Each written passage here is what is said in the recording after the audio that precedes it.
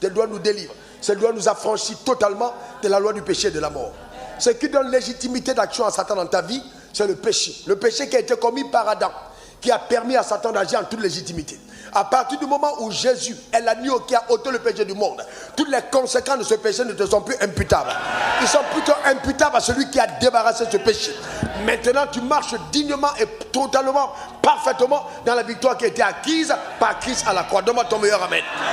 Sur cette base légale, écoute-moi bien, sur cette base légale, parce que le drame, c'est que certains d'entre nous, au lieu de vivre Christ, nous vivons la loi.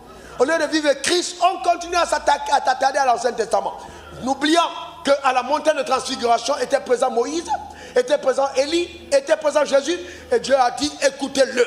C'est-à-dire qu'il avait là annoncé clairement que la loi avait péri, les prophètes avaient péri, était une forme de péremption, et que maintenant nous entrons dans un régime, celui de l'esprit de vie en Christ Jésus. Donne-moi encore ton meilleur amen.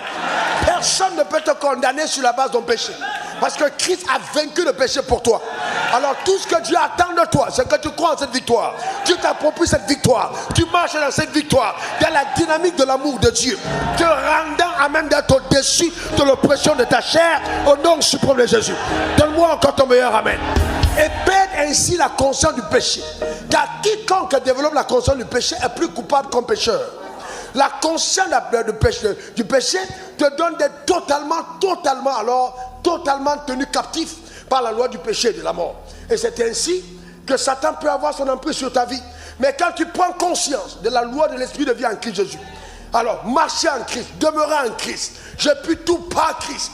Quand tu prends conscience de cette dynamique, alors les choses qui hier pour toi te semblaient impossibles deviennent normales. Car il y a une restauration de ta nature. Donne-moi encore ton meilleur amen. Personne n'a enseigné à l'oiseau comment voler. L'oiseau vole parce qu'il a des ailes.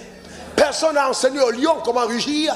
Le lion rugit génétiquement parce qu'il est appelé à rugir. La chèvre pour des herbes sans aller à l'école. Et ainsi la nouvelle création n'a pas besoin d'être enseignée sur la justice de Dieu parce qu'elle a en elle la nature de la justice. Donne-moi encore ton meilleur amen. Dis encore amen. Cette nature est en toi, elle est en toi, elle est en toi, elle est en toi. C'est pour ça que la Bible dit, si quelqu'un est né de nouveau, il ne pratique pas le péché parce que la sémence de Dieu demeure en lui. Ah, donne-moi encore ton meilleur amen. Dis encore amen. Christ a aboli, il a totalement détruit. Frères et sœurs, ne vivez plus comme si vous êtes dans l'ancienne alliance, vous êtes dans la nouvelle alliance. Déclare après moi, je puis tout par Christ. Non, dis-le encore bien. Oh, ta manière de le dire m'embête. Affirme-le bien encore. Est-ce que tu es prêt à vivre le surnaturel?